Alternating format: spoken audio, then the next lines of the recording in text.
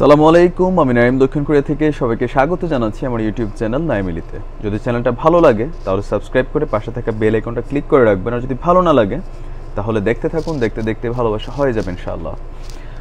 প্রসঙ্গ হচ্ছে সৌদি আরব। সৌদি আরবে আপনার বাংলাদেশ থেকে যে আমাদের বোনেরা গৃহকর্মী হিসাবে বা খাদেমা টাইপের ভিসা, যেগুলো আপনার বাসা বাড়ির কাজে নিযুক্ত যে ভিসাগুলো, সেই ভিসাগুলোতে আপনার অনেক বোন বাংলাদেশ থেকে প্রতি বছর আপনার কর্মের জন্য সৌদি আরব পাড়ি জমাচ্ছে। তো এই বোনগুলো কোথাও না কোথাও আমার, আপনার বা নিজেদের পরিবারের অথবা আত্মীয় স্বজন আশেপাশের এলাকার মানুষগুলোই তারা যাচ্ছে।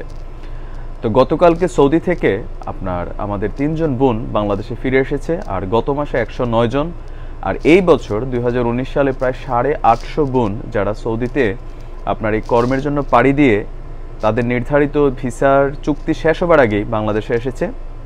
আর ব্রাকের একটা গবেষণা সংস্থা আপনার যারা এই প্রবাসী নারীদের নিয়ে কাজ করে, তাদের তথ্য মতে আপনার গত বছর জানুয়ারি থেকে এই বছর পর্যন্ত প্রায় 2500 নারী শ্রমিক নির্যাতন, নিপীড়ন, যৌন হয়রানির শিকার হয়ে আপনার সৌদি থেকে বাংলাদেশে প্রত্যাবর্তন করেছে।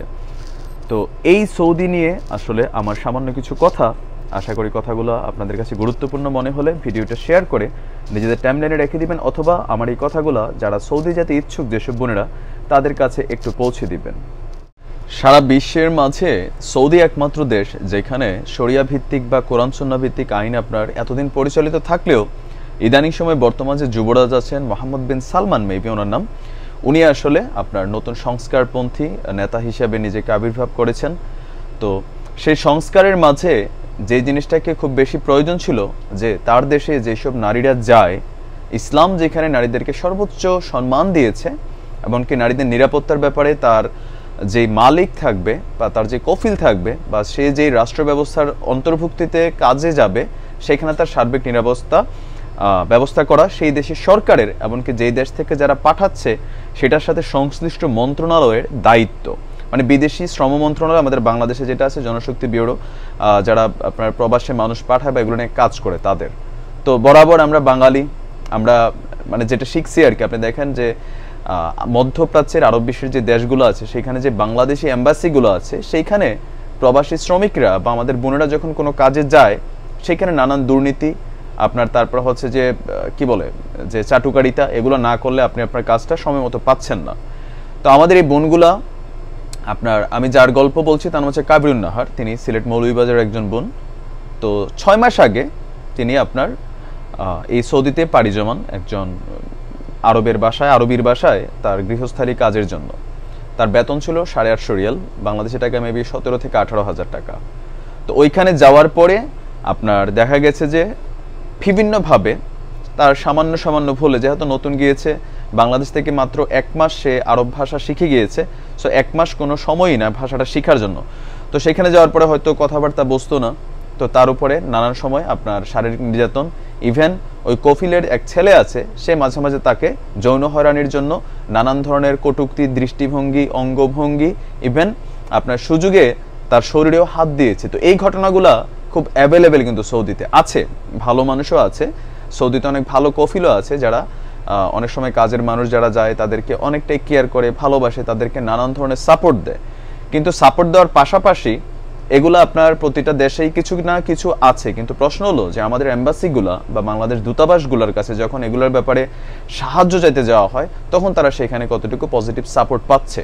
তো কাবিরুন নাহারের ভাগ্য ভালো ছিল যে তিনি এই কয়েক মাস ধরে এই ধরনের পরিস্থিতি থেকে আপনার বের হওয়ার জন্য সুযোগ খুঁজছিলেন। তো ওইখান থেকে যে তিনি বাংলাদেশ এম্বাসিতে যাবেন তার ওরকম পরিচিত কেউ ছিল না। তো তিনি কৌশলে তাকে বাজারে পাঠানো হয় কি কেনার জন্য, ওইখানে এক বাঙালির সাথে তার দেখা হয়। সেইখান থেকে তিনি আপনার দূতাবাসের সেফ হোম বা নিরাপদ আশ্রয়, বা সৌদিতে নাকি এটা আছে, তো সেফ হোমে তিনি আপনার আশ্রয় নেন, সেখানে দূতাবাসের কাছে এই বিষয়গুলো সামনে আনেন। তো কাবিরুন নাহারের ভাগ্যটা ভালো ছিল যে দূতাবাস তাকে পজিটিভ সাপোর্ট দিয়েছে, ইভেন তাকে বাংলাদেশে পাঠানোর সব ধরনের ব্যবস্থা করে দিয়েছে। তো সৌদিতে আপনার 2015 সালের পর থেকে ইন্দোনেশিয়া এবং ফিলিপিন, আপনারা জানেন যে আরব বিশ্বে বা বিশ্বের অন্যান্য দেশগুলোতে ইন্দোনেশিয়ান এবং ফিলিপিনদের একটা বিশাল শ্রমবাজার কিন্তু আছে। তো সৌদিতে বেসিক্যালি ইন্দোনেশিয়ান, ফিলিপিন, বাঙালি এই 3 জাতির মানুষ আপনার গৃহকর্মী বা খাদেমা বিষয়ে খুব বেশি ছিল। তো তো এই ধরনের শারীরিক নির্যাতন, যৌন হয়রানির কারণে ইন্দোনেশিয়া এবং ফিলিপিন 2015 সালের পর থেকে তারা স্ট্রিক্টলি আপনার তাদের দেশ থেকে নারীদেরকে গৃহকর্মী হিসেবে সৌদিতে পাঠানোর আইনটা বন্ধ করে দিয়েছে, টোটালি বন্ধ।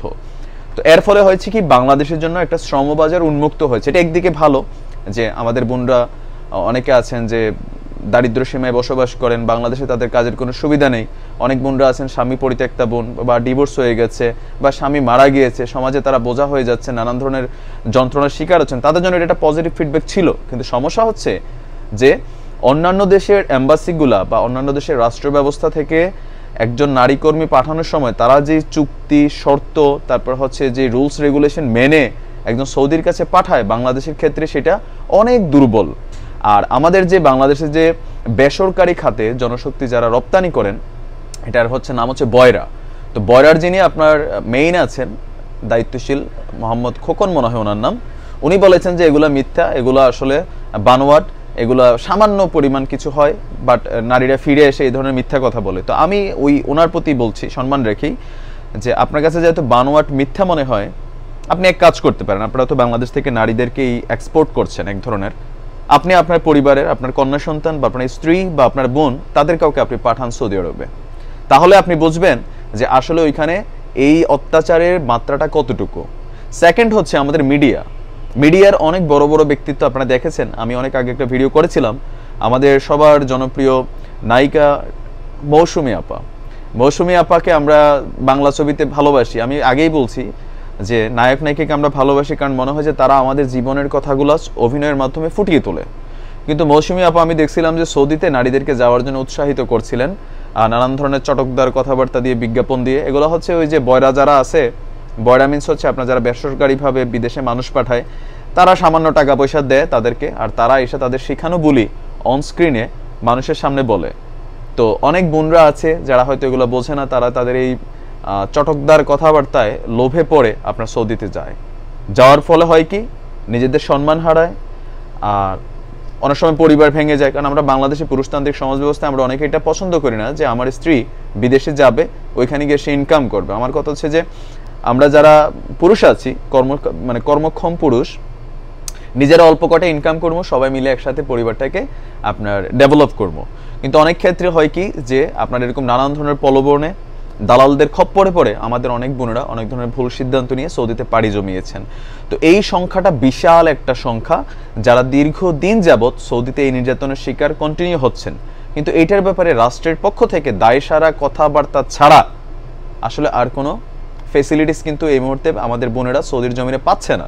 ছেলেরা তো নির্যাতন হচ্ছেই, সেটা হচ্ছে অন্যরকম, কিন্তু নারীদের নির্যাতনের বিষয়টা আলাদা। আমার মনে হয় আর কি, আমার ব্যক্তিগত যেটা, আমরা দরিদ্র দেশ, কোথাও না কোথাও আমরা উন্নত হচ্ছি। তো এই মুহূর্তে আমাদের বোনদেরকে বাংলাদেশেও নানান ধরনের কর্মসেক্টরে ব্যবস্থা আছে। একটা বোন যদি এখন গার্মেন্টসে জব করে দৈনিক আপনার 10 থেকে 12 ঘন্টা, সেও কিন্তু মাসে প্রায় 12 থেকে 14,000 টাকা ইনকামের সুযোগ আছে। তো ওই জায়গা থেকে সৌদিতে 17,000 টাকা বেতনের জন্য 15 থেকে 20,000 টাকা বেতন হয়। পরিবার ছেড়ে, স্বামী সংসার ছেড়ে এত দূরে গিয়ে অনেক সময় অনেক বোনেরা আত্মহত্যা করেছেন, সৌদিতে এরকম খবরও আছে। এরকম নির্যাতন নিপীড়নের শিকার হওয়াটা আসলে কতটুকু যৌক্তিক? তো লোককে সামলাতে হবে। আর আমরা যারা আছি, আমরা যারা ভাইরা আছি, এইসব বোনদের, আমার বোন হয়তো যাচ্ছে না, আপনার বোন হয়তো যাচ্ছে না, বা আপনার এলাকার বা আপনার আত্মীয় স্বজন দরিদ্রদের মধ্যে কেউ না কেউ তো যাচ্ছে। যে বিশাল নারী শ্রমিকের সংখ্যাটা আমাদের ফ্যামিলিরই কেউ, বা আমাদের গোষ্ঠী জ্ঞাতি বা আমাদের এলাকার। তো আমাদের তাদেরকে সচেতন করতে হবে। আর সরকারের উচিত এই ধরনের দমন নিপীড়ন, যৌন হয়রানি যদি বন্ধ করতে না পারে, বাংলাদেশ থেকে নারী এক্সপোর্ট করা বা যে খাদামা ভিসায় পাঠানোটা টোটালি ব্যান করে দেওয়া। যদি টোটাল নিরাপত্তা দিয়ে পাঠাতে পারে তাহলে সৌদি নিয়ে যাক, কিন্তু সৌদি সেটা দিতে পারবে না। যদি দিতে পারতো 2015 সাল থেকে এখন 2019 চলে, এই সময়ের মাঝে ফিলিপিন এবং ইন্দোনেশিয়া থেকে তারা ভিসা খুলতো, কিন্তু ফিলিপিন ইন্দোনেশিয়া যেহেতু পাঠাচ্ছে না, সো তার মানে তারা ওই ধরনের ফেসিলিটিস দিচ্ছে না, সরকারের সাথে তারা সমঝোতা করতে পারছে না। কিন্তু আমরা বাঙালি সামান্য লোভে, আমাদের দেশের দালালরা 2-4 পয়সা খাওয়ার লোভে বোনদেরকে নানান প্রলোভন দেখাইয়া বিদেশে পাঠাচ্ছে, সংসার নষ্ট হচ্ছে, যৌন হয়রানি হচ্ছে, নানান ধরনের সমস্যায় পড়া হচ্ছে। তো অনেকে সৌদি আরবে আছেন, তারা আমার থেকে এই বিষয়গুলো ভালো জানেন। তবে আমি আবারও বলছি যে শতভাগ সৌদি আরবের নাগরিক যে খারাপ তা না, 5 থেকে 10% ভালো আছেন। আমি দেখেছি কিছুদিন আগে একজন শ্রমিক অসুস্থ, বাংলাদেশে তার মালিক সৌদি থেকে এসেছে তাকে দেখার জন্য। এই ধরনের মানুষও আছেন, তবে সংখ্যায় কম। সরকারকে কিছু কিছু ক্ষেত্রে দায়িত্বশীল হওয়া উচিত, বিশেষ করে প্রবাসীদের এইসব ব্যাপারগুলোতে। ছেলেদের ক্ষেত্রে যাই করে আমাদের বোনদেরকে যেসব দেশে পাঠানো হয়, লেবানন টেবানন এইসব দেশেও, এই ব্যাপারগুলো সিকিউর না করে এই দেশ থেকে বাংলাদেশের আমাদের বোনদেরকে পাঠানো আসলে উচিত না। তারপরেও রাষ্ট্রপক্ষে যারা আছেন তারা আমাদের থেকে বেশি বোঝেন। সাধারণ একজন ভাই হিসাবে এটা আমার একটা প্রতিবাদী ভিডিও। তো যদি ভালো লাগে আমার কথাগুলো আপনার কাছে, তাহলে চ্যানেলটা সাবস্ক্রাইব করে পাশে থাকা বেল আইকন ক্লিক করেন। যদি ভালো না লাগে দেখতে থাকুন, দেখতে দেখতে ভালোবাসা হয়ে যাবে। আজকের মতো বিদায় নিচ্ছি। আসসালামু আলাইকুম রহমতুল্লাহ।